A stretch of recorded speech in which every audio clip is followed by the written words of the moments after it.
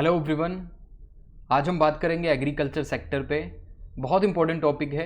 UPSC में agriculture theme से बहुत सारे क्वेश्चन आ चुके हैं और इस साल आने के बहुत ज़्यादा चांसेस हैं, क्योंकि लास्ट 2 ईयर से हम देख रहे हैं एग्रीकल्चर सेक्टर के अंदर कोई भी क्वेश्चन अभी तक पूछा नहीं गया है। तो इस साल मुझे लग रहा है 2023 के अंदर हाई प्रोबेबिलिटी है कि आपका क्वेश्चन यहाँ से आ सकता है।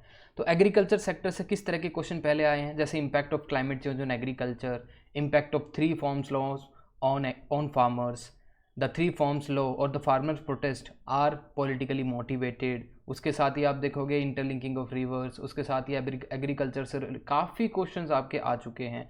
बस आपको एग्रीकल्चर उसमें यूज़ करना आना चाहिए कुछ टॉपिक्स में। जैसे एक टॉपिक आपका है sustainable agriculture is the need of the hour then rhetorical promises. एक और क्वेश्चन आपका आता है farm waiver is populistic and myopic strategy change needed. तो इस तरह के क्वेश्चन आपके एग्ज़ाम में आ चुके हैं और मुझे लगता है आने वाले टाइम में जो क्वेश्चन आपका बनेगा सीएपीएफ एग्ज़ाम के अंदर एग्रीकल्चर थीम से, वो तो आपका the technology in the agriculture sector हो सकता है, the use of technology in the agriculture sector, जो कि हम नेक्स्ट थीम में डिस्कस करेंगे। इस थीम में एग्रीकल्चर सेक्टर के अंदर हम डिस्कस करने वाले हैं कुछ एक इसके data fact and figures, agriculture sectors में क्या क्या चीज़ें हो रही हैं अभी। तो ठीक है, तो अभी आपको पता है वन नेशन वन फर्टिलाइजर्स के बारे में बात हो चुकी है, और दूसरा आप देखोगे नीम कोटेड यूरिया का इंट्रोडक्शन हो चुका है, नैनो यूरिया का इंट्रोडक्शन हो चुका है। पीछे हमने देखा कि रशिया यूक्रेन वॉर के अंदर फर्टिलाइजर्स की बहुत ज़्यादा हमने देखा कमी हो गई थी। दूसरा हमने देखा एडिबल ऑयल थे, हम काफ़ी इंपोर्ट करते थे यूक्रेन से, तो वो उसका इंपोर्ट बहुत ज़्यादा महंगा हो गया, कहीं से हमने उसको डाइवर्सिफाई करना पड़ा हमारा एडिबल ऑयल की सिक्योरिटी के लिए। तो ये चीज़ें आप कनेक्ट करोगे इसके साथ। फूड सिक्योरिटी जैसे इशू भी हो गए थे रशिया यूक्रेन वॉर के साथ, तो एग्रीकल्चर सेक्टर बहुत इंपॉर्टेंट है। कौन कौन से अब देखोगे इसके साथ इंस्टीट्यूशनल फैक्टर्स जुड़े हुए हैं, इंफ्रास्ट्रक्चर फैक्टर्स जुड़े हुए हैं, टेक्नोलॉजिकल फैक्टर्स जुड़े हुए हैं, सोशो इकोनॉमिक फैक्टर्स जुड़े हुए हैं एग्रीकल्चर के साथ। एग्रीकल्चर को अगर आपको इम्प्रूव करना है तो चीज़ें आपको होलिस्टिकली सोचनी पड़ेगी। ऐसा नहीं है कि आप एक चीज़ को ठीक करके पूरे एग्रीकल्चर सेक्टर को ठीक कर सकते हैं। जब तक आप इंस्टीट्यूशनल फैक्टर्स पर काम नहीं करेंगे, जैसे क्रेडिट फैसिलिटीज़ हो गया, इंस्टीट्यूशनल क्रेडिट सिस्टम हो गया, पहले आपको पता है मनी लेंडर से या फिर अनऑर्गेनाइज सेक्टर से बहुत ज़्यादा लोन दिया जाता था फार्मर्स को, और इंटरेस्ट रेट बहुत ज़्यादा होता था। इंटरेस्ट रेट ज़्यादा होने की वजह से और एग्रीकल्चर फेलियर होने की वजह से, टाइम पे मानसून नहीं आने की वजह से फार्मर्स जो है टाइम पे पैसा नहीं दे पाते थे। तो in return we have seen the farmer suicide. एक क्वेश्चन आपका सीपीएफ में आ चुका है, farmer suicide is an impending disaster. Farmer suicide in India is an impending disaster, ये भी आपका एग्रीकल्चर से क्वेश्चन आ चुका है। दूसरा इंस्टीट्यूशन फैक्टर्स में आप देखोगे लैंड होल्डिंग को क्या करने की कोशिश है, उसको एक फॉर्मल सिस्टम के अंदर लाने की ज़रूरत है, उसको लैंड रिकॉर्ड के अंदर उसको सिस्टमाइज तरीके से ऑर्गेनाइज करने की ज़रूरत है। तो इंस्टीट्यूशनल फैक्टर्स पे ये काम करेगा। दूसरा इंफ्रास्ट्रक्चर फैक्टर्स पे आप देखोगे, इंफ्रास्ट्रक्चर फैक्टर्स जैसे irrigated area, farm mechanisation India के अंदर कम है comparatively to US. Irrigation area हम इंडिया के अंदर देखेंगे mainly 60 to 65% of area which are basically cultivated under various crops, वो रेन फेड पे ज़्यादा डिपेंड है। तो रेन फेड इरीगेशन पे डिपेंड है। ओनली 30 और 35% area of India is basically irrigated by this particular this infrastructure. Canal हो गया, ट्यूबवेल हो गए, इन चीज़ों से उसका इरीगेशन होता है। तीसरा हम इंफ्रास्ट्रक्चरल सेक्टर्स में और फैक्टर्स में हम देख सकते हैं electricity, storage infrastructure, transportation, agriculture market. Storage infrastructure में आपको पता है साइलोस, कोल्ड स्टोरेज चेन बनाने की बात हो रही है। ट्रांसपोर्टेशन का आपको पता है छोटे छोटे गाँवों को बड़ी एग्रीकल्चर मंडी से जोड़ने के लिए आपके ग्राम सड़क योजना के अंडर उनको जोड़ा जा रहा है, जिससे आप फास्टर ट्रांसपोर्ट कर सकते हो, जो भी क्रॉप आपकी फार्म टू मार्केट तक लाने का जो टाइम है वो कम कर सकते हैं। तीसरा एग्रीकल्चर मार्केट, जहाँ पे जो क्रॉप हैं या फिर जो प्रोडक्ट आप लेके आ रहे हो मार्केट तक, उनको एक्वायर किया जा सके, उनकी बोली लग सके, उनको फिर सामने कंज्यूमर तक लेके जाया सके।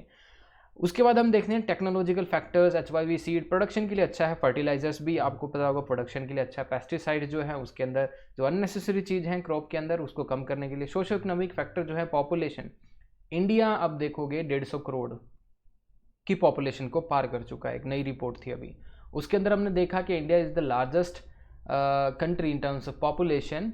उसके साथ ही आप देखोगे पॉवर्टी लिटरेसी भी बहुत ज़्यादा है इंडिया के अंदर, पॉवर्टी एंड इलिटरेसी तो क्या आने वाले टाइम पे जहाँ एक तरफ तो हम देख रहे हैं पॉपुलेशन इंक्रीज हो रही है, तो एग्रीकल्चर के अंदर क्या और प्रॉब्लम्स हमें फेस करने को मिलेगी, ठीक है। तो ये मोटा मोटा मैंने आपको गणित बता दिया। अब हम देखोगे स्टेटस क्या है अभी presently. Second largest food producer है India across the world. Largest producer of milk है, पल्सेस है, मिलेट है।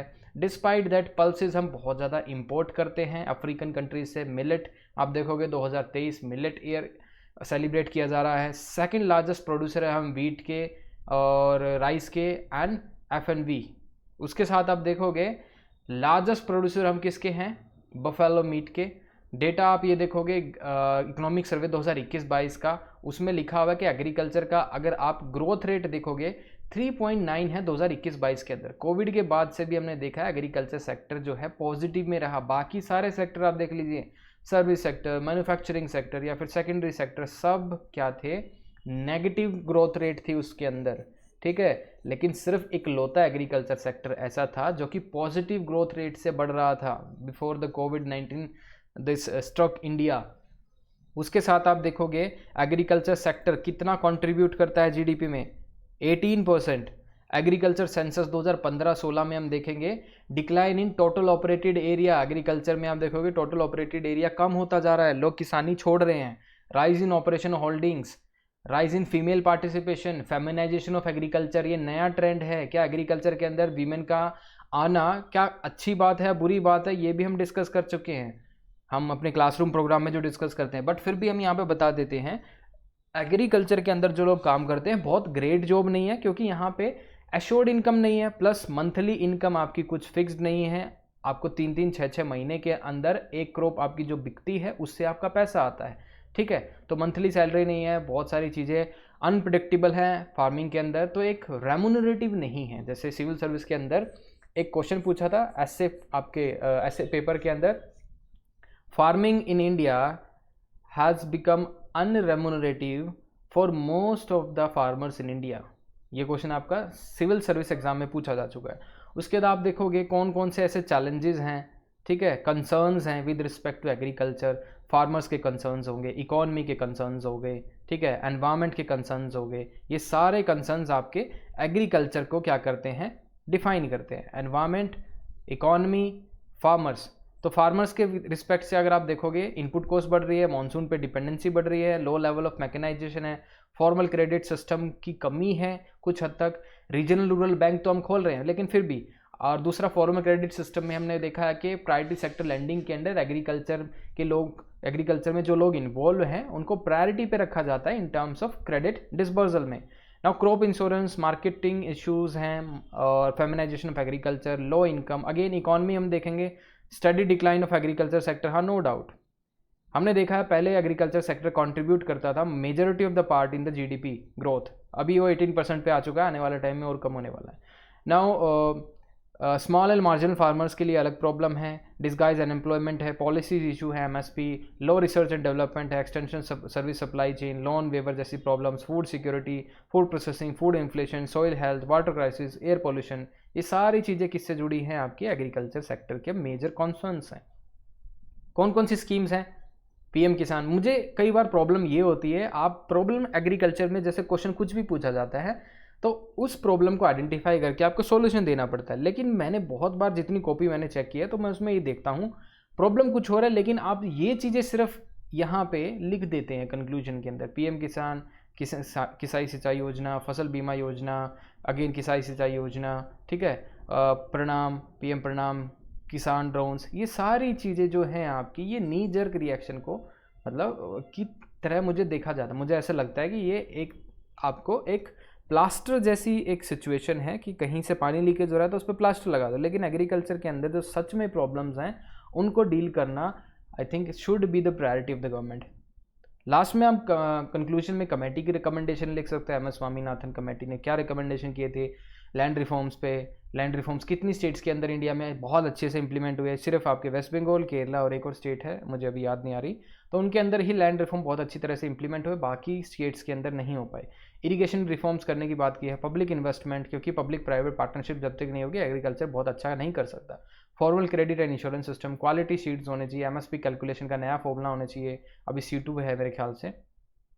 अशोक दलवाई कमेटी आपको पता होनी चाहिए, उन्होंने एक रिकमेंडेशन दी थी कि एग्रीकल्चर को कंकरेंट लिस्ट में डाला जाए, एग्रीकल्चर मार्केटिंग को, फिजिकल इंफ्रास्ट्रक्चर क्रिएशन हो, प्राइस इंफॉर्मेशन डिसमिनेशन हो, creation of FPOs farmer producer organisation, जिसमें छोटे छोटे सारे किसान जुड़ के एक एफपीओ बना सकें। अगर एफपीओ बनाएंगे तो उनकी क्या होगी, बार्गेनिंग पावर अच्छी होगी और ज़्यादा अच्छा प्राइस वो फेच कर सकते हैं मार्केट से। So this is all in the agriculture sector. और नेक्स्ट जो चीज़ हम डिस्कस करने वाले हैं अभी एग्रीकल्चर सेक्टर में, वो हम डिस्कस करेंगे technology in agriculture. Okay, thank you guys.